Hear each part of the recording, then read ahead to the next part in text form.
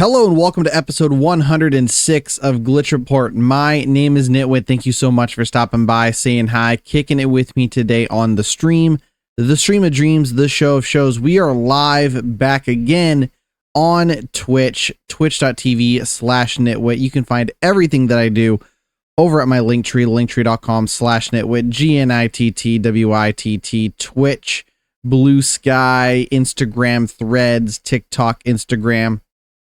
I'm everywhere. Last week, you may have been there when we did the YouTube live stream. It was a test stream, but we did a full episode of the podcast last week on YouTube. I got to admit, I did not love the experience of doing it on YouTube. I feel like YouTube is, at the end of the day, a better place for watching movies, and Twitch is a better place for watching live streams. That being said, if you do come by my Twitch stream after the stream's over to watch the video version of this, more power to you. That's totally cool. But I feel like, and even if I had to sit back and think about how I would use Twitch and YouTube as separate entities, I would go to YouTube to watch a video. I would go to Twitch to watch a live stream. That is, of course, unless I knew that, but I wouldn't go to Twitch to watch the archive. I'd probably just wait till it went on YouTube, depending on what the streamer and content creator was. So I would say that, for the purposes of just being live on the internet, I'm going to stick with Twitch for the time being. Thank you so much for hanging out and making all of this happen. Got a huge amount of news, but I wanted to kick things off with a review roundup. Now, this review roundup is not like the other ones that I've done, because in the past we have covered video games. This time around, we're going to do a review roundup for Borderlands. The film Borderlands is out tomorrow. I'm guessing that early screenings are happening, today's Thursday morning, so I'm assuming Thursday night. If you were trying to catch if you want to be one of the first people who's not a critic or whatever to watch Borderlands, I guess maybe you can still get a ticket. I don't know. But reviews for Borderlands are out now, and I got to admit, the reviews have come in pretty fast and furious. I'm not like an expert on how Rotten Tomatoes, I'm using Rotten Tomatoes for this. I don't know. I'm not an expert on how Rotten Tomatoes does its scoring. My understanding is that it takes the review score that the reviewer has and their review scale into consideration. So do they work on a 5-point scale? Do they work on a 10-point scale? Do they work on a 100-point scale? Whatever, right? Rotten Tomatoes boils that, this is my understanding, it boils it down to, is it a positive review or a negative review?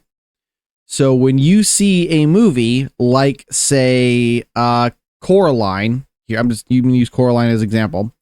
Coraline has 272 reviews on Rotten Tomatoes by critics with a 91% score. So my understanding is that some people may give Coraline a 4 out of 5. Some people might give Coraline an 8 out of 10, whatever. But at the end of the day, 91% of critics positively reviewed Coraline. That, as an example, okay? 32 reviews are available as of the time of this recording for Borderlands, currently sitting at 3%. 3% of all the critics have given this movie a positive score. So let's take a look at what these reviews have to say. Now, when you go to Rotten Tomatoes and you start looking at the individual kind of blurbs for a lot of these critics, you can often see the review score there. Not always, but sometimes. So, for example, IGN Movies gave the movie a 3 out of 10, saying Borderlands is a catastrophic disappointment that plays like hacked to pieces studio slop, betraying everything that fans adore about Gearbox Software's franchise in derivative, regrettable fashion. If you take a look at top critics here, you got folks like Rolling Stone, negative review, saying it's not a movie for critics, as the saying goes, nor is it suitable for the consumption by most gamers, film lovers, or 99% of carbon-based life forms. Whew. Rolling Stone out there just shooting on them. Global Mail. Totally messy, narratively janky, and slathered with slathered with pasted over narration that reeks of creative indecision. The film is an embarrassing affair for even the most hardcore gamers. Hollywood Reporter. Since the characters remain one-dimensional, not much more than cartoonish gamer avatars, we're never terribly invested in their survival or their quest to get to the vault first. Variety. When done right, such biting self-parody can serve to excuse tired storytelling.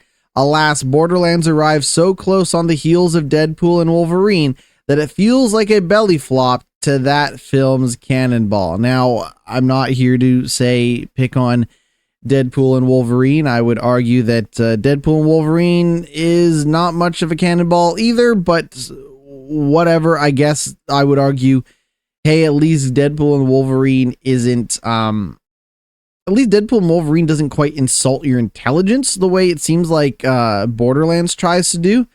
Hour and 42-minute runtime, PG-13, directed by Eli Roth. If you're not familiar with Eli Roth has made some movies. I'm not going to sit here and tell you that all of them are amazing or anything like that. He's also done some acting.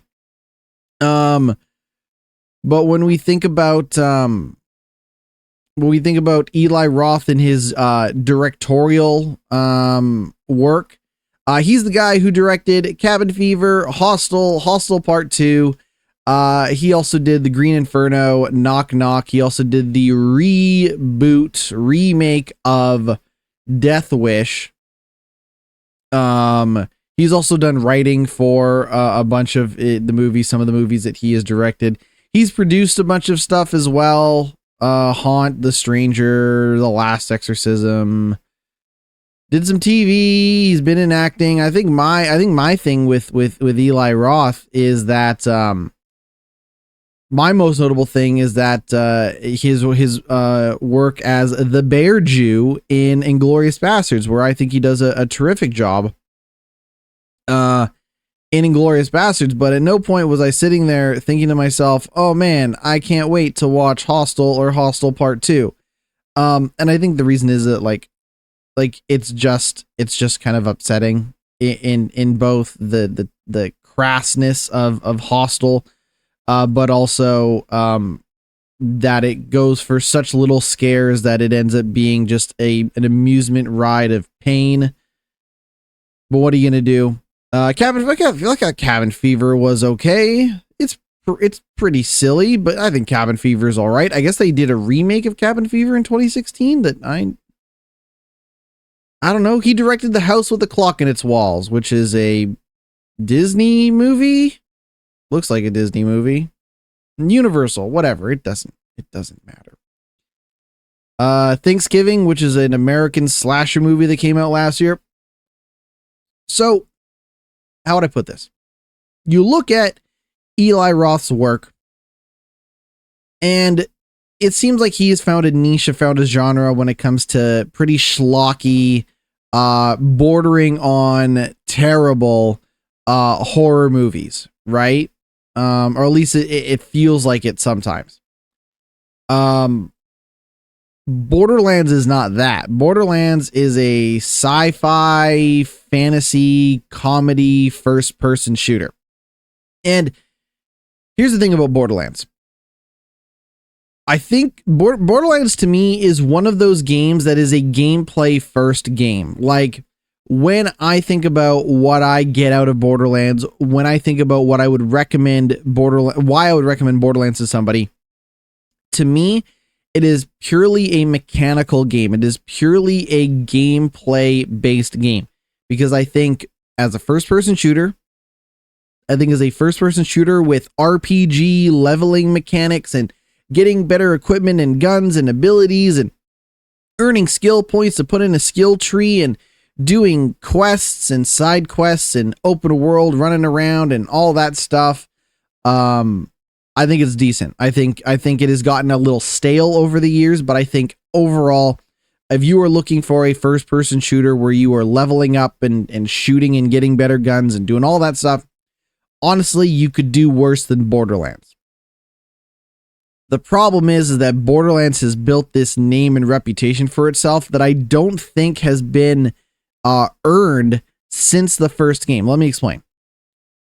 When the first Borderlands came out, it had a very striking art style. I'm talking about games. When the first game came out, it had a very striking art style. It had a very striking, kind of tone. It was funny. It was sarcastic. It was sci-fi with a little bit of fantasy and all that stuff thrown in. And I think the characters in Borderlands 1 were well written. I think the story of Borderlands 1 was decent. And I think the world that Borderlands 1 established gave me hope for the potential of the series. The problem is that the only thing that Borderlands has been able to continue to build on and improve and not actively make worse is the gameplay. I think Borderlands 2 is a terribly written game. I think Borderlands 2 for I'm not sitting here telling you that Borderlands 1 is like the funniest video game ever made or anything like that. But Borderlands 2 is aggressively unfunny. Handsome Jack. A lot of people are going to sit here and tell you Handsome Jack is one of the best video game antagonists of all time.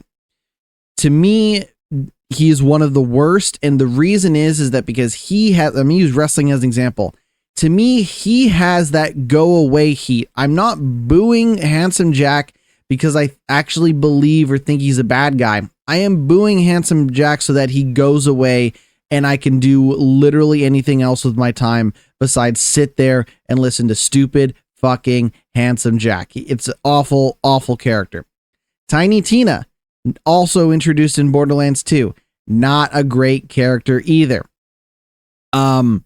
So by the time Borderlands 2 came around, I was like, okay, they made a couple of tweaks here and there to the gameplay. I don't know if I love the gameplay changes that they've made, but the formula is still there. It's the second one. Yeah, we'll give it a chance. Oh, that writing is really bad. Oh, that story is awful. Oh, these villains and characters and just all the writing is just trash. Just trash. But hey, you know what? We still have this world that, this cool sci-fi world we can work with. And I'm shooting guns and I got a grenade launcher I got a rocket launcher that shoots crazy stuff and it's all fun and all right, cool. And then Borderlands 3 comes out and you're like, they are really not doing a lot with this gameplay formula. They have not really made any significant improvements whatsoever. Oh, and they have somehow found a way to write new characters, start from a relatively blank slate with some of the villains in the game, with some returning characters from Borderlands 1 and 2. And make that bad too. Like every villain in Borderlands 2 and 3 are just dickheads yelling at you the stupidest, worst, lamest jokes you've ever heard. And you're like, I got to kill this motherfucker. Not because I think this person is bad, but because if I kill them, they will stop talking to me. I think I've been playing a little bit of Tiny Tina's Wonderlands, and I think them leaning more into fantasy, fake Dungeons and Dragons, I think gives them a little bit more breathing room. But at the end of the day, the problem with Borderlands ever since 2 is the characters never shut up. What they have to say is not interesting, clever, or funny. And it is a game where when I played through Borderlands 3, I beat it. I enjoyed it. Despite I enjoyed Borderlands 3 to some extent, despite the terrible writing, despite the fact that they keep letting me down with the fantastic premise that they have.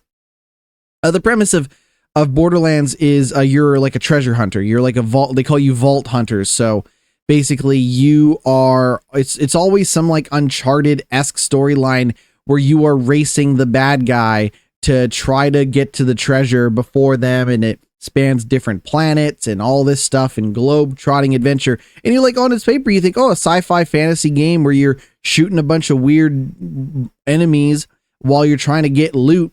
And then you get better loot to help you get loot later on. Like that sounds like a great premise. What could possibly go wrong? The writing and the story completely let it down ever since Borderlands 2, in my opinion. Like I said, Tiny Tina's Wonderlands is interesting because it at least leans more into fantasy. So it's like, I have a fantasy gun, which is not a sci-fi gun or a future gun or all that stuff. But at the end of the day, if you are looking for a first-person shooter with decent leveling mechanics, to it, decent side quests, for, leveling up your character and getting better guns. I still think Borderlands is okay. Your mileage is going to extremely vary when it comes to storytelling. Now, before I get too ahead of myself, Telltale, the Walking Dead people, they also made a Tales from the Borderlands game, and everyone tells me up and down these fine country roads, everybody tells me that Tales from the Borderlands is not only a fantastic game, but the best well-written Borderlands thing ever, to which I say that's a pretty low bar. The bar is in hell, but okay, maybe I would believe you. So if you wanted something that unfortunately sets up a lot of premise and then has a franchise that never fails to capitalize on it, you could go play Tales from the Borderlands. But to me, Borderlands is a shooter. It's not a Telltale adventure game, which is why I never played it. They also did that new Tales from the Borderlands game, so there are at least 2 Tales from the Borderlands games. If you want a Telltale style adventure game that's supposed to be incredibly well written and really good and all of that stuff, but like I said, I never played it because to me, I want to pick up a shotgun that shoots out mini rockets instead of actual shotgun shells, and I want a submachine gun that does fire damage and a pistol that does acid damage and a sniper rifle that does electricity damage and all this other crazy guns and stuff. That's what I want out of Borderlands. And if I have to mute the voice volume in game so that I can get some peace and quiet while I shoot these enemies, I've been willing to do that in the past, and I may be willing to do that again in the future. The problem is that I don't think for a game series that has a vast majority of the writing being bad, I don't know if that gives the Borderlands movie a lot of source material to work with that's good. Like people talk about, it's a disappointment in that it doesn't capitalize on the Borderlands, but Borderlands is not capitalized on the promise of Borderlands from a storytelling perspective, from a writing perspective since the second game. So to me, I'm not sitting here telling you, I'm not surprised that Borderlands bad. I didn't think I was going to be sitting here telling you that it's fucking 3% bad. I mean, goddamn. That being said, to me, when I look at this, it's not a huge surprise, right? It's really not that big of a surprise. So if you were to get into Borderlands, I would say you could start with Tiny Tina's Wonderlands. You could start with 3. You could start with a couple of the different ones, and your results are going to vary when it comes to the writing and the story. I think they're pretty obnoxious, but at the end of the day, I enjoy shooting guns. I like shooting guns in video games. I like first-person shooters, even when the first-person shooters are mindless. When they are shallow, I will still enjoy a first-person shooter. So don't let maybe the reception to this movie, I can't believe I'm about to stick up for the Borderlands franchise, but don't let the response to this movie, scare you away from what otherwise can be half decent games with flaws in them. Okay, because like I said, I think if you fired up Tiny Tina's Wonderlands, you'd probably have a decent time playing it, whether you're a new fan or a returning fan. So I will say that. Borderlands, 3% on Rotten Tomatoes. Let's take a quick break. We'll be right back. Welcome back to the podcast. I was just looking and kind of remembering that I almost played through Borderlands 3 twice. Again, despite not liking the story and the writing, I almost played through that game twice because I enjoyed playing as the character class that I had so much. I played as the pet class. So in Borderlands, you typically will, or you always are, picking some sort of character class, right? Are you a soldier, a berserker, or whatever? They kind of change it up from game to game. But I know in 3, I had a character class that used pets, so I could summon like this bird and all this stuff to help attack my enemies, which was kind of cool. In Tiny Tina's Wonderlands, I think I have like a pet mushroom man. He's like a mushroom guy that like poisons enemies, which is kind of neat. And then I have like a special attack that's like a bow and arrow. Like, anyways, I think the shooting and stuff in Borderlands is decent. It's just everything else doesn't always hold up its end of the bargain. Let's move on to news. This news story happened on Friday, but despite it being almost a week old now, it is the biggest news story in my humble opinion. After 33 years in business, Game Informer has been closed. So they kind of snuck this news out on Friday. They kind of snuck that out on Friday to make sure that the good folks over at GameStop would have fucked up everyone at Game Informer's weekend. So Game Informer is the magazine that was run by GameStop. After 33 years in business, they have closed. They wrote a terrible, how would I put it? There was a pretty terrible note that was left that people were suspecting was written by AI. Let me read to you what it wrote. They put out a statement on Twitter saying, after 33 thrilling years of bringing you the latest news, reviews, and insights from the ever-evolving world of gaming, it is with heavy hearts that we announce the closure of Game Informer. From the early days of pixelated adventures to today's immersive virtual realms, we've been honored to share this incredible journey with you, our loyal readers. While our presses may stop, the passion for gaming that we've cultivated together will continue to live on. Thank you for being part of our epic quest, and may your own gaming adventures never end. Who the fuck writes that? Oh, I'm choking up reading the stupid Game Informer post. No human being wrote that. No human being. People are losing their jobs, and Game Informer is over here saying, "Oh, we hope you keep playing games." Man, the games are the least important part of this. People have lost their jobs. Now, there have been some veterans that have come out of Game Informer. Andy McNamara was the publication's former editor, who now works at EA. Dan Reichert over at Giant Bomb now. You might also know Dan Reichert. He was a guest host on Ben Hansen's MinMax. Dan Reichert has also been on the Elite Arcade podcast. Dan Reichert's been around, man. You was at Game Informer, then you went to Giant Bomb, then you went to WWE for a period of time as a podcast producer. And then I think WWE stopped making podcasts, and now he's back at Giant Bomb and all that stuff.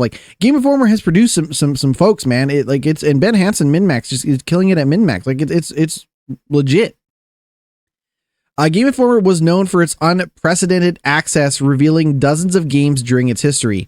Game Informer's parent company, GameStop, laid off several staff from its magazine operations in 2022. For majority of its run, Game Informer was only available via GameStop-backed subscriptions. In 2024, it offered readers the chance to subscribe to the magazine outside of a GameStop membership, which would not have been for a very long time. Oh God, where do we begin? I used Game Informer. In fact, I used Game Informer every week. Every week I would go to Game Informer because I used Game Informer to look up Game Informer had a fantastic list of games coming out in 2024 and 2023. I used that all of last year to look up what's coming out, keep my eyes on what's going on. Because a lot of sites will do here's the games coming out this week, or here's the games coming out in the month. But I'm trying to look 2 or 3 months ahead in some cases, which Game Informer really allowed me to do. Game Informer as well, best known for their, the art for their, for their magazine covers, and also the reveals, right? So Game Informer, one of the big things about print magazine, I'm going to sound like an old man talking, but it's fine. The big thing about print magazine is that when you get into bed with print magazine, they also get a huge amount of access. So the last Game Informer magazine was for Dragon Age the Veilguard, where there was exclusive details about Dragon Age the Veilguard and all of this stuff, which you could have also found on Game Informer's website. The problem is the day they shut down Game Informer, they also shut down the website. no access to archival footage. Like the internet's trying to archive that stuff now, but no like immediate access to archival footage and all of that stuff. Which if I'm the people working on Dragon Age the Veilguard, I'm probably pretty fucking pissed because they had put a lot of their eggs in the Game Informer basket in terms of getting coverage out there for their upcoming video game. And now you don't have access to that stuff anymore at all. So, hey, Dragon Age the Veilguard, send me an early copy of the game and I'll play it and I'll tell people what's good. It'll just have this significantly smaller audience than something like Game Informer.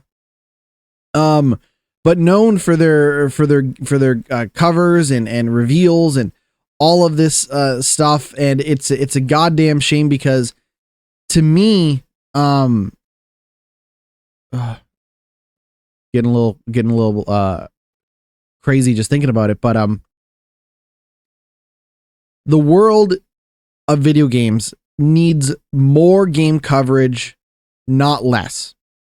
Even if Game Informer hadn't shut down, I would be sitting here telling you that we need more editorial coverage than ever before, that we need more reviews of games than ever before. We need more investigative journalism into games. Like gaming needs all of that stuff significantly more than it currently has. So to me, it's going to be an understatement to tell you that, like, to me, this is a huge blow to the world of gaming. Not just the 33 years, but the potential to go on for 33 more years, or whatever the case may be. There are a lot of people who don't care about the critical, in-depth analysis of games. They see a trailer and they believe it. They see a company press conference, they believe it. They see a press release written by Ubisoft, whoever, and they buy it. And there's nothing wrong with necessarily trusting those companies, big or small, when it comes to, you know, the distribution of information about video games. But there should be people out there questioning if these games are actually good or not. If they have made good on the promise. If the working conditions of those developers are at an acceptable, respectable level. So to me, this is a travesty. It really, really is. I can't think of much else other than the fact that this sucks. This is a terrible thing to have happen. And if you have the opportunity, you know, like last week we were talking about Video Games Chronicles on Patreon. I use Video Game Chronicles all the time. And you start to worry, like, if Game Informer can go, who else can go? Right? Is GameSpot gonna go? Is IGN gonna go? Is Video Games Chronicles gonna go? Is Eurogamer gonna go? Is Kotaku gonna go? Is Polygon gonna go? There's not a lot of sites, and I'm probably missing a couple here and there.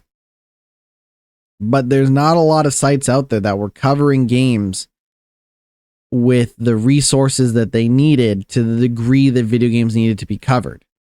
So I'm a believer in more, not less. And this has been a huge blow. And I hope everybody involved at Game Informer lands on their feet. If possible, maybe they can start up their own thing, something more community focused, something that you can more easily subscribe to and support. I don't know. But just heartbreaking to hear. Avowed is one of Obsidian's upcoming games. Obsidian's working on a bunch of games, but Avowed being one of their soon to be released, I guess the soonest to be released upcoming game. Avowed is the new first-person RPG from Obsidian and Microsoft. It was shown off during, Summer Game Fest and all of this stuff, and it has been announced that the game that was accidentally confirmed for a November 12th release date has now been delayed out of November 2024 and into February 18th, 2025. Getting this article from Video Games Chronicles. As always, shout out to Video Games Chronicles. There was a message that was put out on social media and everything else that said, so many games coming. As such, we're moving Avowed to February 18th, 2025 to give players backlogs some breathing room. Stay tuned for more from our games across Activision, Blizzard, Bethesda, and Xbox Game Studios at Gamescom, including our August 23rd live stream for a look at Avowed. So I guess they're going to deep dive into Avowed August 23rd. So Xbox wanted to do a little damage control, as they're wont to do. They put out an announcement kind of reminding folks of what else is coming out this year. Now, the things that they announced are Xbox console exclusive games. Those games are Age of Mythology Retold, which is out September 4th, Microsoft Flight Simulator 2024, which is out November 19th, Towerborn, which has a 2024 date, but nothing else, and Indiana Jones and the Great Circle, that also has a 2024 date. That does not factor in the expansion to Diablo, does not factor in any Fallout 76 content or any Elder Scrolls Online content, and it also does not factor in Black Ops 6. So if you look, Microsoft has got at least 4 Xbox exclusive games coming out between now and the end of the year. That's a lot. That's a huge amount of games coming out, right? And again, that does not factor in the expansion to Diablo 4 or Black Ops 6. So to me, I look at this and I think this is actually fantastic news. I think this is really, really good news for not just Xbox and not just for Obsidian, but for Avowed as well. Because when we last saw Avowed, it didn't look so hot. The combat looked pretty clunky, lifeless, and floaty, which is something they could definitely tighten up within reason between now and February 18th.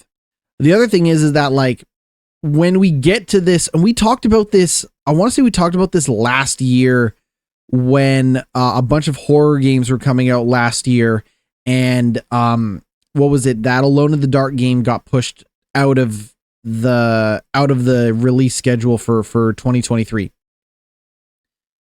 The problem is that everybody wants to put their games out, in time for the holidays and Christmas shopping and all that stuff. Fine, I get it. It's always been this way. C'est la vie.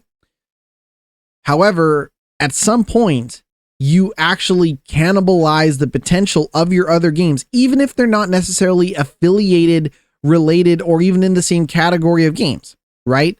If you're somebody who is looking at Avowed, a first-person action RPG, Indiana Jones, a first-person shooting action-adventure game, and Call of Duty Black Ops 6, a first-person shooter action game, you might say, well, I don't know which one to pick. And then one of those games may not get the attention it deserves. One of those games may not get the audience it deserves. I can tell you right now, of the 3 games, Indiana Jones, Black Ops 6, and Avowed would have been the game that would have suffered the most from a release date of November 12th. Without a doubt. So, 2 things happen. Now, Avowed has a chance to attract an audience with a little more breathing room, courtesy of a February 18th release date, and they have the opportunity to make that game better with extra time to develop it. Like, it's a win-win thing. Like, I get being excited for games. I've been excited for games. I will continue to be excited for games. But at the end of the day, you should be excited about that game being good, not that game being out. And the only way for that game to be good is to have the appropriate amount of development time. And the only way for that game to truly excite people beyond yourself, who's already excited about that game, is for it to come out in a less crowded cycle. They kind of go on to say that, like, they're comparing the length and the scope of Avowed to something like The Outer Worlds. The Outer Worlds is Obsidian's first-person shooting sci-fi RPG, heavily inspired by stuff like Fallout. Um, Obsidian, if you don't know, are also working on Grounded. They continue to put out updates for their first-person survival game, Grounded. They also just put out Pentiment last year, and Obsidian is working on The Outer Worlds 2, among other things. So a lot of irons in the fire for Obsidian. Hopefully, Avowed comes out to the best of its the best game it can possibly be. We shall see. Warner Brothers is a company that seems to find new ways to shit the bed. And I'm talking like Warner Brothers Discovery. I'm talking like the bigger picture, right? People are going to be happy about, House of the Dragon, or people are going to be excited about, AEW being on TBS and Ricky the Dragon back on the Turner Networks, or people can be excited about the Batman Part 2 movie or whatever. But when you look at the company as a whole, just a clusterfuck of shit, if I may say. And a lot of people point to CEO David Zaslav as one of the big problems with the company.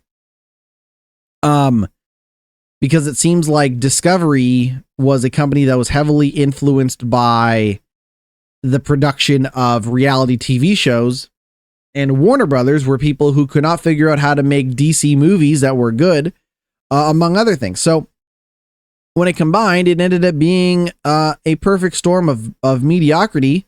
And here we are today. Speaking of mediocrity, my understanding is that Warner Brothers has actually taken a significant bath financially when it comes to Suicide Squad Kill the Justice League, which is interesting. It just goes to show how much money they had invested into that game, for a game that anybody who saw the first trailer could have told you that game wasn't going to be good, but whatever. Nobody tells David Zaslav nothing. The point is, Warner Brothers is now looking at licensing its IP to other game studios. So in the past, Warner Brothers was very interested in making their properties into games with the developers that they own. Right? So they own Rocksteady. They own the Rocksteady. They own NetherRealm. Those are the NetherRealm being the Mortal Kombat people, Rocksteady being the Batman Arkham and the Suicide Squad people. They also own who else? Traveler Tales. Traveler Tales are the Lego people. So they own some companies who can make games, and they also own a bunch of property from what do they do? Batman, Superman, Harry Potter, whatever. Right? But now, speaking as part of the company's financial results, David Zaslav discussed why he thought 2023's Hogwarts Legacy was a success and how that can be a template for future Warner titles. So just strap in for this. One of the reasons that Hogwarts Legacy was so successful and the #1 game last year was that you went to Hogwarts Legacy and you entered the game and you were able to become part of that world. That ultimately, I think, is a big piece of where this industry is going. That will create a movie, whether it's Batman or Superman or Harry Potter, and maybe there'll be a TV show, but the ability to go in that world and have that experience of spending time with all the characters is something that we still own. We have 11 studios here, and we have a lot of IP, and there's also a lot of interest among others in coming to take advantage of some of that IP for gaming, which we're looking at. They also bought Player First Games. That's the studio behind Multiverses. So there's every possibility that, Microsoft could turn to Warner Brothers and be like, hey, we want to make a Superman game. Or EA could turn to, Warner Brothers and say, hey, we have a history of making Harry Potter games back when the movies were coming out. We want to make another Harry Potter game. Or whatever. I mean, Warner Brothers, Game of Thrones, somebody could be sitting around being like, slap my microphone, I got so excited. They should fucking let whoever makes Telltale games anymore, whoever makes Telltale games should be able to make a Telltale style adventure game based on The Wire or based on The Sopranos, R.I.P. The gentleman from the name escapes me now. The Sopranos. Who was the gentleman on Sopranos who passed away? Maybe you don't get James Gandolfini, unfortunately, but R.I.P. James Gandolfini. But the point is, do something with all these HBO titles and turn those into adventure games. I don't know, but like, to me, that sounds way more exciting than watching Warner Brothers spin their wheels trying to turn Suicide Squad Kill the Justice League into a game that nobody wanted. I don't know. I don't know.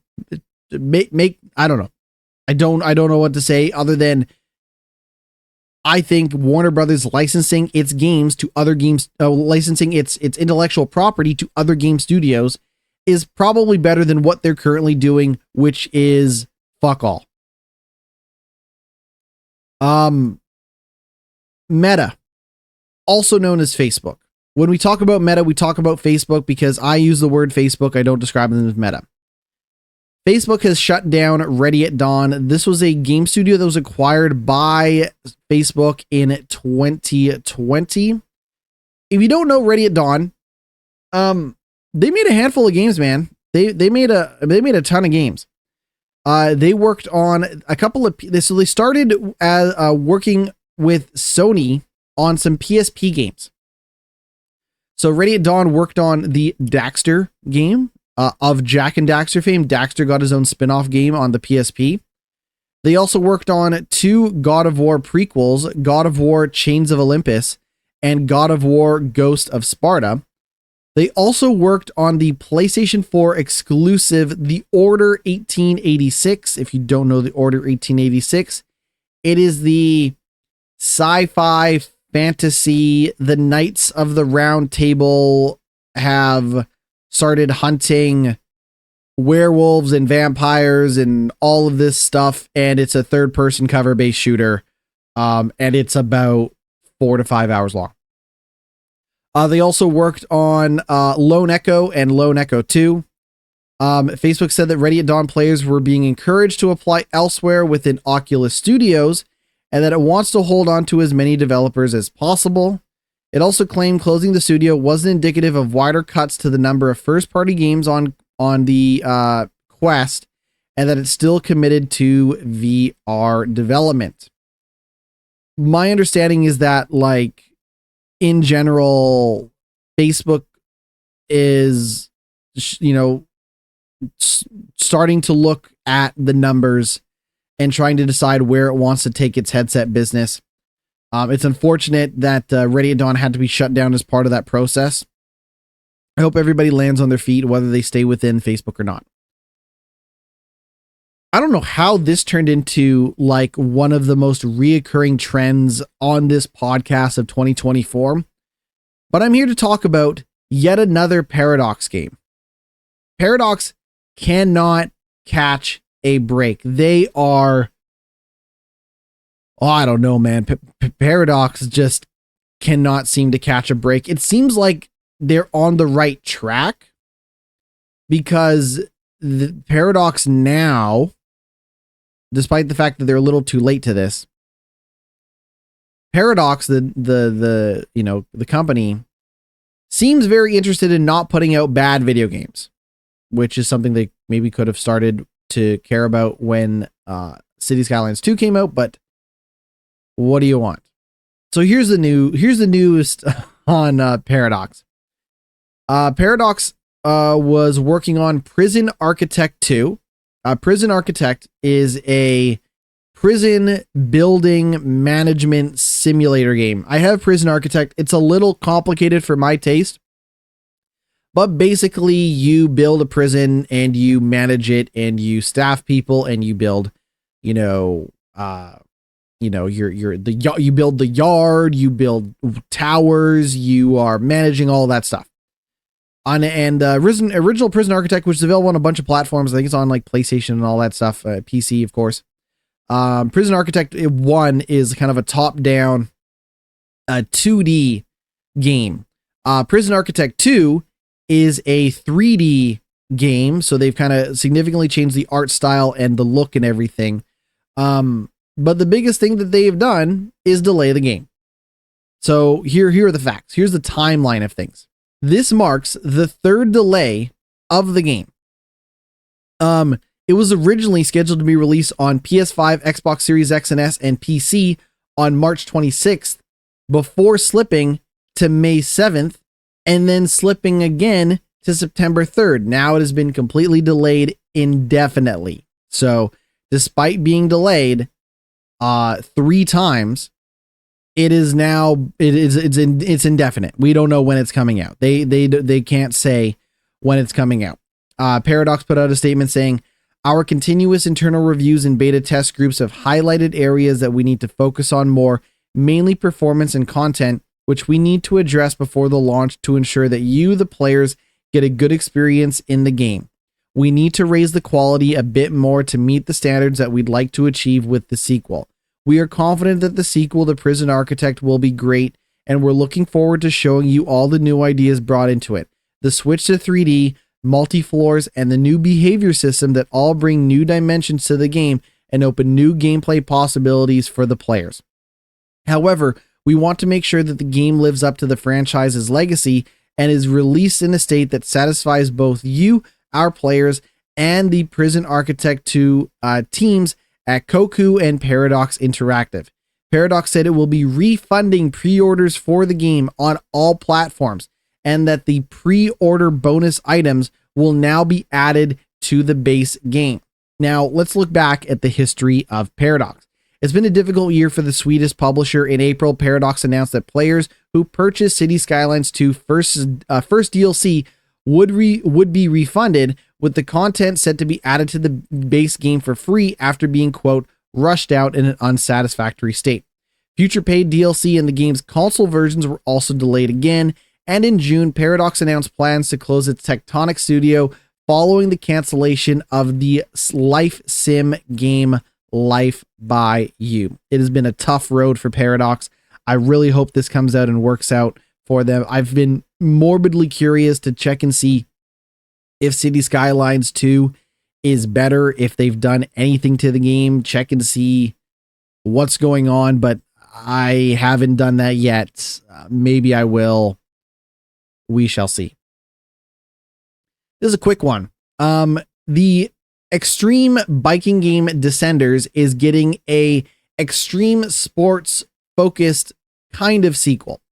So, in 2018, developer Rage Squid put out a downhill biking extreme game called Descenders. And it's a great game. I've played it. It's on Game Pass. I think it's available elsewhere. And I think Descenders is a fantastic game. It's like a really like white knuckle. It leans a little into simulation of downhill bike racing. In terms of, like one analog stick controls the player, one analog stick controls the bike. So if you turn with both sticks, you can like really carve into the dirt, make a really significant tight turn and all this stuff. I think Descenders is a great game. They've announced their new game. It's kind of a weird name. It's called Descenders Next. And one of the things that they kind of show off in Descenders Next is not just, biking, but now snowboarding and also mountain boarding, which I don't know if mountain boarding is a thing, but the screenshot they have is a picture of a dude on what looks like a, kind of beefed up skateboard with bigger wheels on it, flying down the desert. So to me, I say, sign me up. I am really looking forward to it. Descenders Next out 2025. They're going to be doing some play testing and stuff like that. It seems like it's coming to Game Pass and Steam for the most part. Maybe it'll hit consoles like PS5 later. We shall see. Now, I want to take you back to kind of the previous conversation that we just had about Paradox and the idea that their games are being rushed out too soon. Because there was another game that got hit with pretty negative reviews. And it's kind of coming to light now why that game did so poorly out of the gate, despite it getting consistent updates and improvements that have made it better since it initially came out. I'm talking about the Callisto Protocol. So the director of that game, Glenn Schofield, suggested that the publisher decided to release the game too soon, essentially. And that they were maybe initially promised additional development time, and then that promise was broken by the developer. So, in an interview with Dan Allen Gaming, the former CEO of the Callisto Protocol developer Striking Distance Studios said that Krafton, the publisher of the game, had given him reason to believe that they'd have more time to complete his vision for the game, only to back out on its word. Glenn Schofield said, "I wanted about 3.5 more months to work on the game, and I was led to believe for about 3 or 4 months that was the way it was going to be. So in October or September of 2021, I was told, you're going to get the time, just no regrets. That was the term that kept being used, no regrets. Just push whatever you want into the game.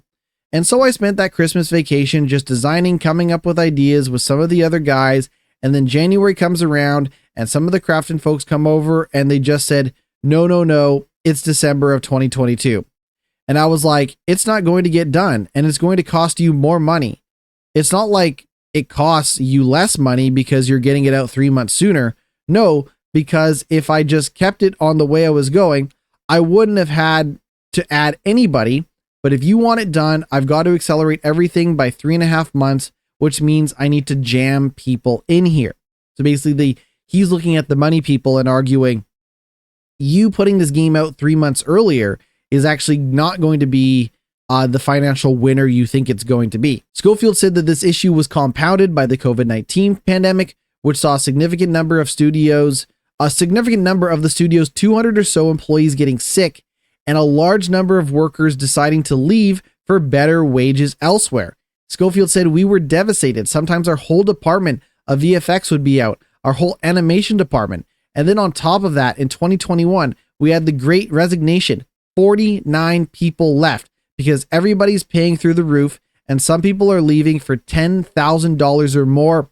2021 was the worst year of development in my life." Schofield said that 4 bosses and 2 enemy types had to be cut from the Callisto Protocol. Reflecting on things he would have done differently in hindsight, he said, "I would have put my foot down." He said, "I'm not shipping. If you want the game to ship in December, you come over and take over the studio."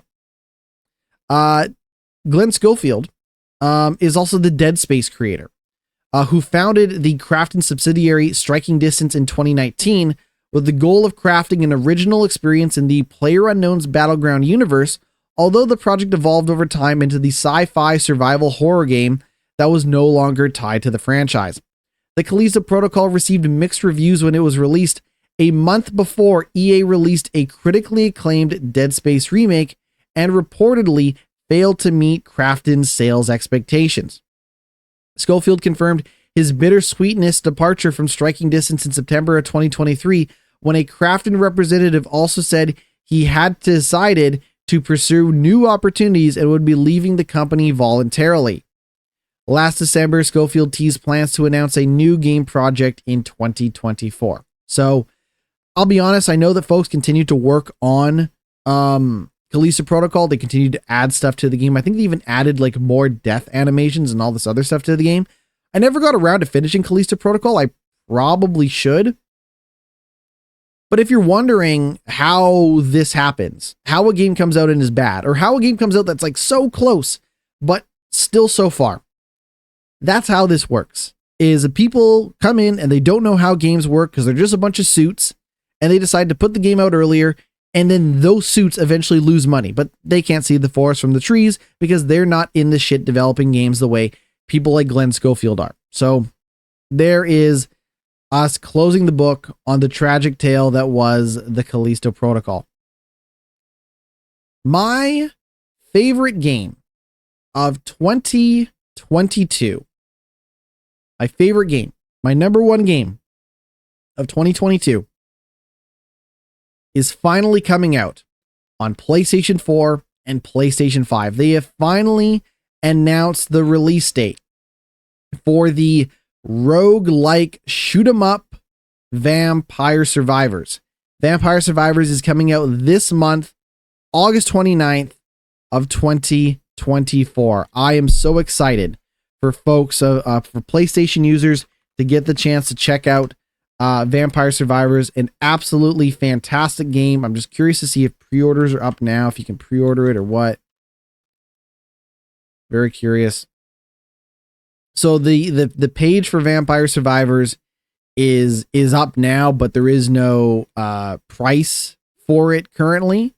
If I go to Steam, I am because I played the Game Pass version. I did not buy Vampire Survivors. But I am curious, how much is Vampire Survivors? On Steam, Vampire Survivors is about $6. It's about $6, or you can get the game and all of its DLC for about $20. So it is a steal of a deal as far as I am concerned. I don't know. They have not confirmed price or like DLC bundles or anything like that for Vampire Survivors, but you can catch it August 29th. Let's move on to games that I've been playing. So last week we were talking about how the 2D platforming comedy adventure game Thank Goodness You're Here had come out the day I was recording last week's podcast. I had a chance to play Thank Goodness You're Here. That is the new game from Coal Supper and Panic.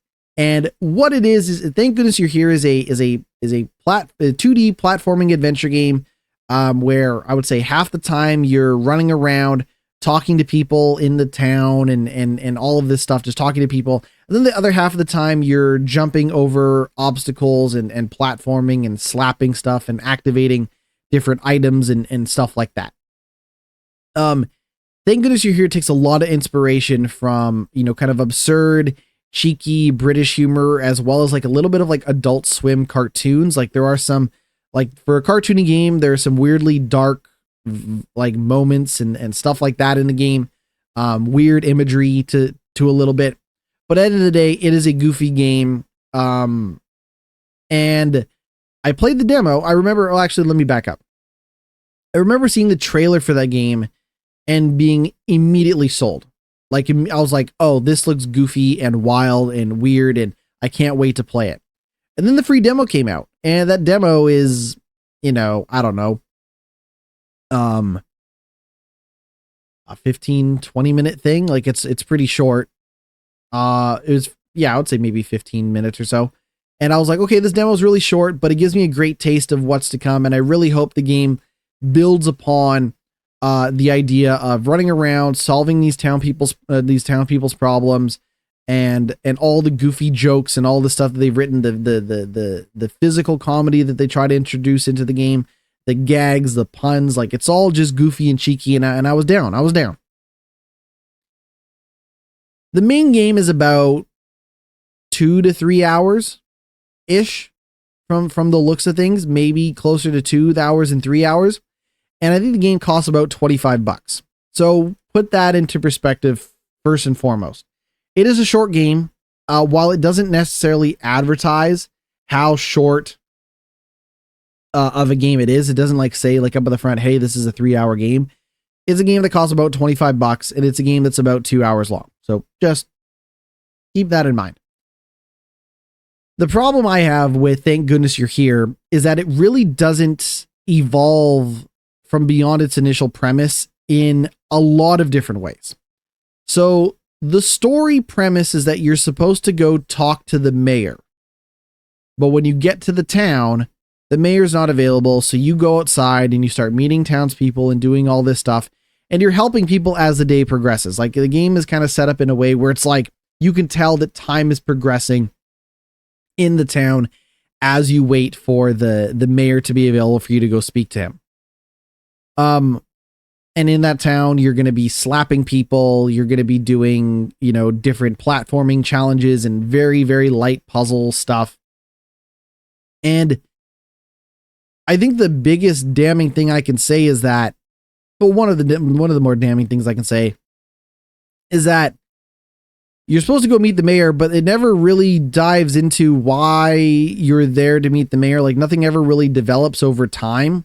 It's just that you get caught up in this goofy world of all these people that need your help. For example, oh, this lady runs a fish and chip shop, but her machines are so gross and filled with grease, and the repair guy can't find his tools. So the repair guy is going to have you run around town, finding all the weird people that borrowed his tools, stole his tools, whatever the case may be, and help him out and do all that stuff. And then later on in the game, you find a character who wants something called, quote, normal milk. The joke is that I guess they don't have normal milk in the weird British town. So then you come across a farmer whose cow is like sick and dying. And the farmer says, oh, well, the I don't know what's wrong with my cow. It usually feels better if you go get it some chips. Chips or fries in jolly old England, if you don't know that. Point is, you go back to the lady who had her gross fish and chip shop renovated by the plumber guy, and all of a sudden there's now like a huge lineup of people trying to get their fish and chips because they've been waiting all day for their chippies and all this stuff, and then you have to figure out a way how to get around the line and all that stuff and get the chips and all this stuff. And again, it's like a lot of like light puzzle, like A plus B equals C sort of thing. But I never really felt like the platforming became challenging or even that engaging. It was pretty dumb easy to jump from A to B to C, run along this rooftop, go enter this pipe and flow through the pipes and do all that stuff. And the other thing I would say is that you return to a lot of the same environments over and over again as you run through town. There's a really long running gag of you going through one of the neighbor's chimneys.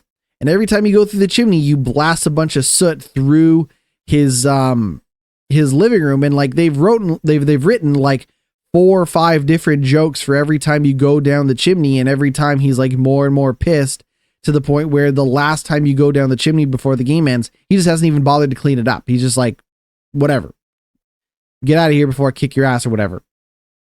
But I think due to the repetitive nature of the game, due to how light the gameplay is, and due to how little of a narrative there really is to pull you through the game, I actually felt like Thank Goodness You're Here overstayed its welcome. I kind of was checking my watch at some point being like, when is this game going to be over? Because it really hasn't gone anywhere. And I know it's not a long game. So I got to say, like, as much as I enjoyed a lot of the humor and the writing and the jokes, the bigger picture of what that game is pretty disjointed. It's pretty bare bones. I did a review of it that took a lot less time to go through than what I'm talking about on the podcast today. But I ended up giving Thank Goodness You're Here a 3 out of 5.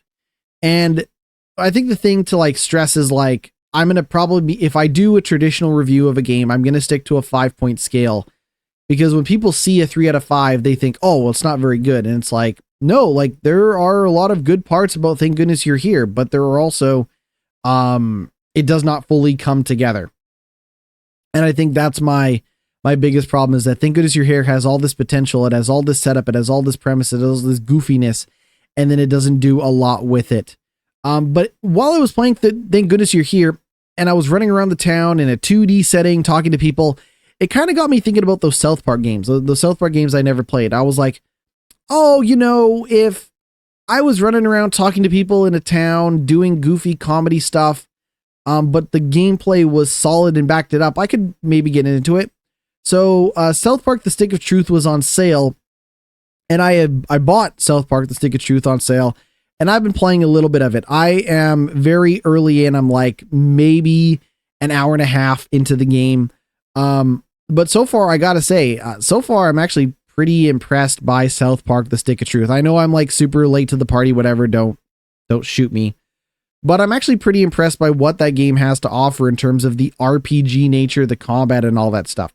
I am not a big South Park guy. I would not consider myself a fan of the show, but I was willing to give it a shot. And, you know, just from the perspective of like, oh, you know, maybe I'll just like the RPG combat and leveling up and upgrading my stuff and all that stuff. But I think the actual gameplay is really solid. And the way they're able to make that game feel like you're playing through an episode of South Park, whether you're a fan of South Park or not, is really impressive. So, I'm going to kind of put South Park, The Stick of Truth in my back catalog. Maybe I'll keep picking away at it. I still need to finish Mass Effect 1 as well. But as someone who kind of bounced off the thank goodness you're here, I thought to myself, oh, you know what? This actually kind of reminds me a lot of South Park, minus the RPG combat. And in the end, I'm kind of glad I got Stick of Truth. I know it was on sale, and I'll keep picking away at it. The other game that I have been picking away at, but have maybe slowed down a bit on, is Modern Warfare 3.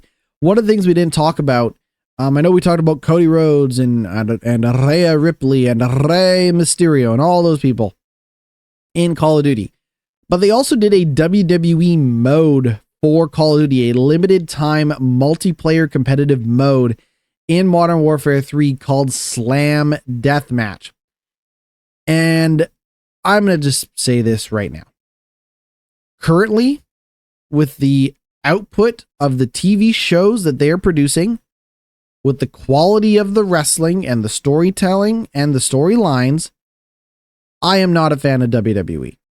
If you want to go back and watch WrestleMania 17 or whatever, yeah, I'm down. But currently, I really don't care for what WWE is producing. I didn't watch SummerSlam. I've not watched the show since WrestleMania night 1 and night 2. And I didn't think that was very good. So as far as I'm concerned, I don't really care about what WWE has to offer. I'm not a big fan of the current show. So I was avoiding playing the WWE Slam Deathmatch in Call of Duty mode because I was like, I just want to play the modes of Call of Duty that I already know and like. But then I fired it up and I was incredibly impressed. Like, what a cool, weird idea. So the Slam Deathmatch mode is teams of, I don't know, 5. I think it's like teams of 5 or 6. Like the teams aren't that big. But you're on a team and you are shooting, you're using the same levels and the same maps as other Call of Duty, but you are facing off against the enemy team and you're just shooting them. You're just regularly shooting them. But once you've shot them, they go down in like a kind of down but not out state where they're still crawling on the ground. The enemy team can revive them. The teammates can revive each other, so on and so forth. But in order to actually kill your enemy and score a point, so you have to do something called an execution move. And what they have done in this Call of Duty Slam Deathmatch mode is so the executions in Call of Duty are usually these like they pull the camera out to third person so you can see the whole thing, but it's usually some sort of elaborate kill move. They stab the guy or they shoot him in the, pull them, or flip them over, shoot him in the head, whatever. But all of these execution moves in Call of Duty Slam Deathmatch are wrestling moves. So I will come around a corner and I will shoot a guy and he'll go down. But the only way I can actually kill my opponent is if I run over to them and hit the execution move. And they have a couple of different execution moves in the game. They have Rhea Ripley's Riptide. They have Cody Rhodes' Crossroads. They have a power bomb. They have a bulldog or like a running bulldog. And then they also have something where you hit somebody with a steel chair. And it's fucking rad to like go slide through and, some sort of shootout, get a guy, run over to him and then hit him with the Crossroads. Like, it's just fucking ridiculous. It's so dumb. It's awesome. It's so dumb. It's awesome. I got to admit. But they didn't just have the finishing wrestling moves as the only way for you to kill your opponents in that match. They also have a bunch of voiced recordings of Michael Cole, one of the WWE announcers, reacting to you killing your opponent with a wrestling move. So one of the, like, I'll hit a Crossroads and then Michael Cole will say like, "Oh my God, that's a dead body." And you're like, this is fucking rad.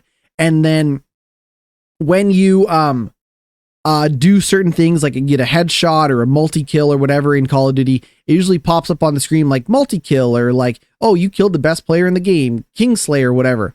But like in this mode, it's like "Bah God." Like, you just see "Bah God" come up on the screen after you hit somebody with the fucking Riptide, and you're like, this is fucking wild. But then on top of that, keep in mind that like Call of Duty has all these different weird costumes and skins and characters. So I'm running around as like a military guy, and then I see fucking Cheech and Chong are on the opposing team, and then Homelander from The Boys is on my team, and you know, Snoop Dogg or Lara Croft or whatever is on the other team. All these people have weird costumes going on, and then it's just you fucking turn around and you see Homelander from The Boys just hitting Cheech and or Chong. You can play as either one. You don't play as them together. With a steel chair, and then Michael Cole's just yelling, and it's just like, this is so silly. Like, this is just so much fun. So it was a limited time event. I don't know if it's still around. I don't know how much more I'll play it because I don't know how much more Call of Duty multiplayer I want to play at this point in time.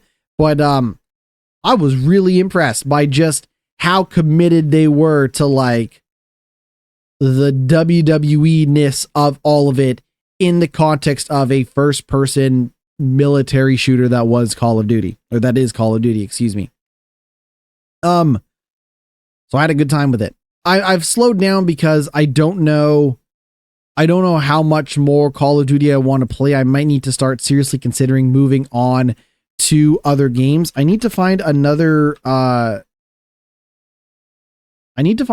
place to look up the upcoming game schedule because it sure ain't happening over at Game Informer. What do we got?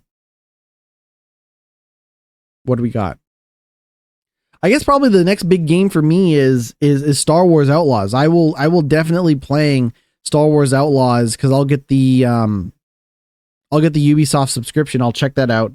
That's August 30th. Squirrel with a Gun is coming to PC August 29th. Visions of Mana, PS5, PS4, Xbox Series X and S, Xbox One and PC. That's August 29th. My understanding is Visions of Mana also has a demo out for like everything. So if you're looking to check out some JRPG goodness, you can go download the demo for Visions of Mana. I have downloaded the Visions of Mana demo, or I'm going to download it right now. So I'll tell you all about it once I get the chance to check that out. What else? Oh yeah, Black Myth Wukong. That's out on PS5 and PC August 20th. Madden NFL 25. That's out August 16th. Sam & Max The Devil's Playhouse Remastered, PlayStation, Xbox, Switch, PC, August 14th. My understanding is that Sam & Max Remastered is that classic adventure game. Do they have it? Yeah, that's kind of the classic adventure game being remastered. That's all 5 episodes. So if you were a fan of like, you know, older adventure games like, I don't know, the Leisure Suit Larry games or the Telltale games, like this is kind of that, but maybe leaning a little more towards old school style adventure games, but it's still a 3D adventure game. But anyways, you can check that out if you would like. That is coming out on August 14th. Not a lot else that is really catching my eye at the moment. We will keep you all in the loop as to what is going on for the podcast. I have been GnittWitt. You can find everything that I do over at my Linktree. That's linktree.com/GnittWitt, GnittWitt, Twitch, Twitter, YouTube, Instagram, TikTok, Blue Sky, all of that stuff in one location, though you're probably most likely to find me on TikTok, Blue Sky, and Instagram Threads along with Instagram. I've been GnittWitt. This has been the podcast, and we'll see you all next week. Take it easy.